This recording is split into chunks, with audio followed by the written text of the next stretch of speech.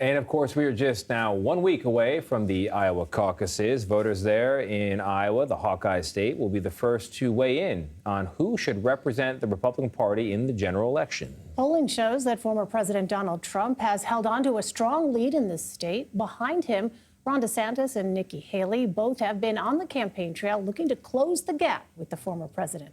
CBS News campaign reporter Nidia Cavazos is in Iowa following the lead up to the caucuses. It's cold there. It's a lot of miles to cover. What do you know? What's the mood? What have you seen out there in Iowa?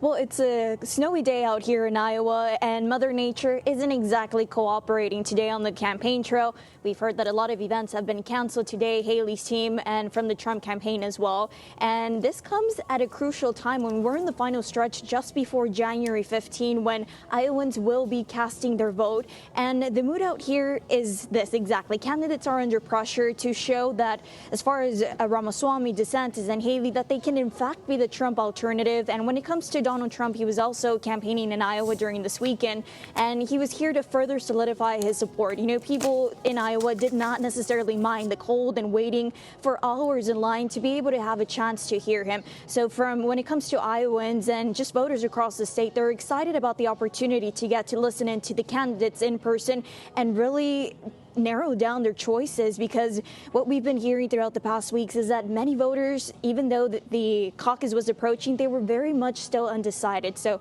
we know we're just a couple of days away from January 15.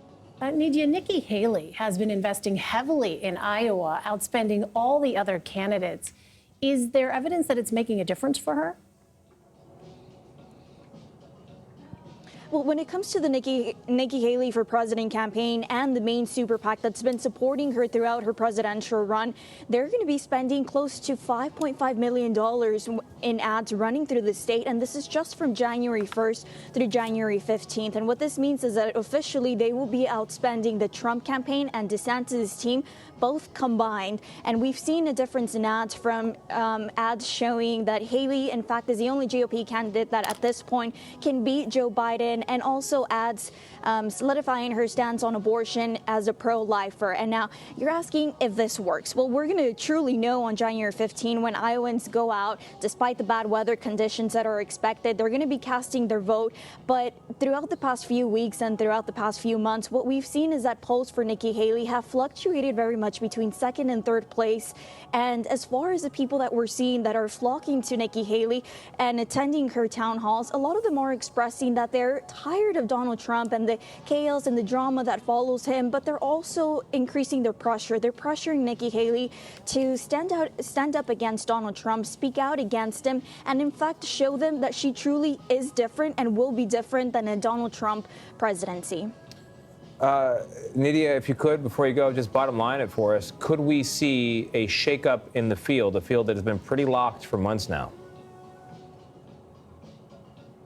Well, we can certainly always expect the surprise here in Iowa, as we've seen in the past.